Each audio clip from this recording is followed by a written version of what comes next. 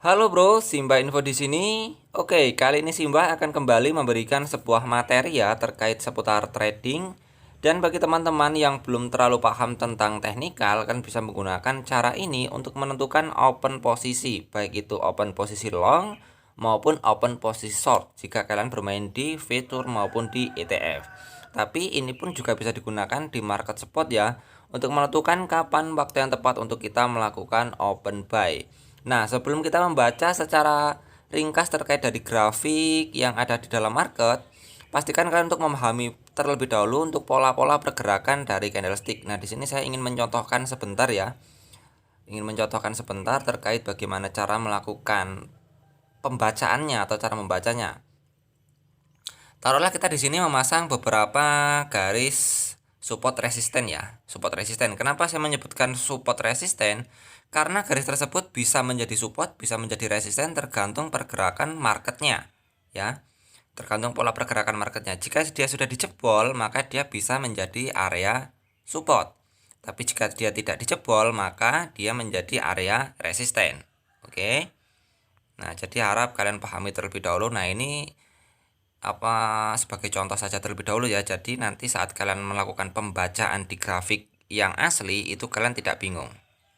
Umumnya sebuah pergerakan candle ya, itu pasti ada namanya up ya, up, down, up, down, up, down.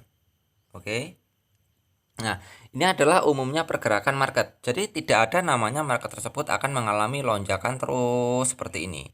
Tapi yang jadi permasalahannya adalah pergerakan market yang seperti ini atau candlestick yang seperti ini bisa dilihat pada time frame yang gede. Time frame yang 1 hari, 1 minggu, dan juga 1 bulan. Oke, nah ini istilahnya candlenya lah ya. Ini istilahnya entar. Jret, jret, jret, jret, jret. Nah, ini istilahnya itu candle. Nah, candle naik, jebol, mantul ke bawah, turun, naik, jebol, naik lagi. Nah, ini merupakan area candle yang biasanya seperti ini ya. Jadi pergerakan sebuah market itu tidak ada namanya yang naik berketerusan. Pasti akan adanya up, lalu dia mantul ke bawah karena resistennya sudah terlalu kuat, up lagi, turun lagi, up lagi, lalu dia mengalami penurunan lagi. Nah, cara mencari sebuah konfirmasi yang baik dan benar saat kita ingin melakukan open posisi adalah lihat pergerakan candlenya. Misalkan kita ingin trade di harian. Kalau trade harian kita tidak bisa menggunakan time frame yang 1 hari. Kita bisa menggunakan time frame yang 4 jam, 1 jam, ataupun 15 menit. Tapi time frame 1 hari kita juga wajib untuk melihatnya untuk melihat pola pergerakan market di hari tersebut. Ya, apakah hari tersebut akan mengalami down atau akan mengalami up. Nah, lalu kita mundur ke time frame 4 hours ya, 4 hours ataupun 1 jam ataupun 15 menit tergantung kebutuhan kita ingin trading atau ingin mencari profit itu hari ini atau besok. Oke. Nah, lalu cara mencari titik rejection adalah saat ada candlestick bergerak seperti ini. Ini tak perbesar aja lebih dahulu biar enak. Aduh.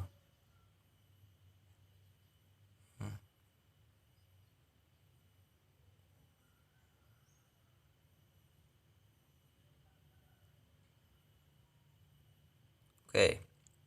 Nah, ini tak berbesar lagi ya biar lebih jelas. Jadi misalkan ada candlestick yang jebol area resisten. Nah, tapi dia sudah tembus ya, sudah tembus. Lalu dia mengalami penurunan. Nah, di sini merupakan waktu yang tepat untuk kita melakukan pembelian ya. Jika dia sudah membentuk pola segitiga seperti ini, berarti dia sudah menandakan bahwa harga tersebut atau candlestick tersebut atau candlestick warna hijau lah, dia mulai mengalami pola pembalikan arah. Dan biasanya kalau seperti ini, dia akan jebol lagi area resisten, dia membentuk pola seperti ini lagi. Nah, tapi yang jadi permasalahannya, misalkan, nah ini sudah jebol seperti ini ya, tapi ternyata dia menjebol area supportnya. Support atau resisten yang sebelumnya ya tembus menjadi titik supportnya. Lalu dia naik, nah tapi dia tertahan. Nah, ini merupakan sebuah konfirmasi untuk kita pasang short ya. Jika di ETF atau di fitur, maka dia harganya biasanya akan mengalami pola penurunan. Nah, dari sini kita langsung praktek saja ke gambarannya ya. Kita hapus terlebih dahulu.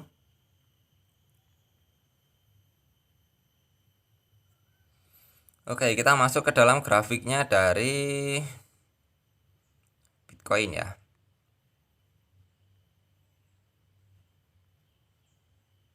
Oke, kita perkecil terlebih dahulu biar enak.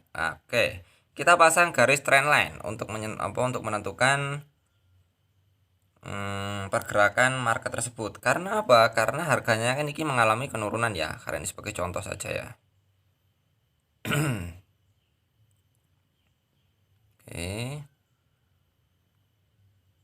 Jeder. Nah, yang saya maksud adalah di sini. Oke. Nah, ini adalah sebuah pergerakan dari market BTC ya. Dari naik ya, ini kan ternyata turun. Down, up, down, up, down, up. Nah, kan up kan ini naik ya. Up naik. Tapi karena dia tidak mampu membuat dia tidak menjebol ya, bukan tidak mampu, maaf. Maksudnya dia menjebol area dari trend line, kalau dia membuat sebuah konfirmasi seperti ini. Nah, ini merupakan waktu yang tepat untuk kita melakukan open buy. Ya, open posisi lah kurang lebih seperti itu. Maka saat dia memberikan sebuah sinyal rejection seperti ini, biasanya harga dari market tersebut akan mengalami kenaikan. Oke. Nah, kita lihat nanti di sini, misalkan dia sudah naik seperti ini ya, jeger. Nah, jika dilihat ini sebenarnya dia sudah masuk pada area supportnya. Harusnya ini sudah konfirmasi untuk kita melakukan open buy ya. Jadi kemungkinan besar harga dari Bitcoin ini akan mengalami kenaikan. Jika kita melihat dari pola-pola grafik si market Bitcoin. Tapi hal ini bisa dipengaruhi juga dengan adanya berita buruk ya.